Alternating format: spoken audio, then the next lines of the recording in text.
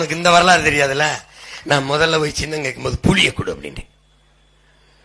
புளியா தேசிய விலங்குட்டான்.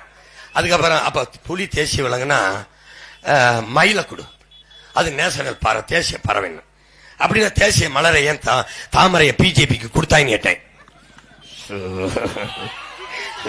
அப்படியே தலையை தெரிஞ்சுக்கிட்டாரு. இப்படி இருந்தாப்ல இப்படி இருந்தாப்ல.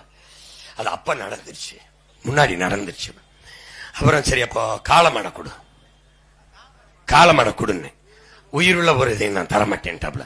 அப்ப ஏன் மாயாவதி அம்மாவுக்கு யானையை கொடுத்த, ஃபார்வர்ட் பிளாக்கு சிங்கத்தை கொடுத்த, அது அப்ப நடந்துருச்சு. அப்ப நான் உனக்கு ரொம்ப பின்னாடி பிறந்ததான் பிரச்சனையா இருக்கான்னு கேட்டேன்ல. அந்த பக்கத்தில் இருக்க அதிகாரிட்டு தர ஹீஸ் ரெவல்யூஷனிஸ்ட், இவன் ரொம்ப பெரிய. ஏய் கடைசியா உயிருள்ள எதையும் தர முடியாதுட்டாங்க. வீட்டுக்கு வந்து ஒரு விவசாயி கொடுத்து அனுப்பினாங்க. ஏன்னு கேளுங்க, எந்த விவசாயி உயிரோட இல்ல. அப்புறம் எனக்கு கொடுத்தாங்க. உயிரை கொடுத்தா அது விவசாயியை காப்பாத்திடுவாங்க, அதனால எனக்கு கொடுத்துட்டாங்க.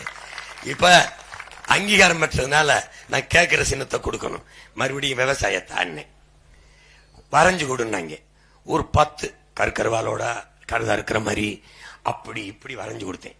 போனா போகுதுன்னு இதை சும்மா கொடுத்த, கொழு கூட போடல,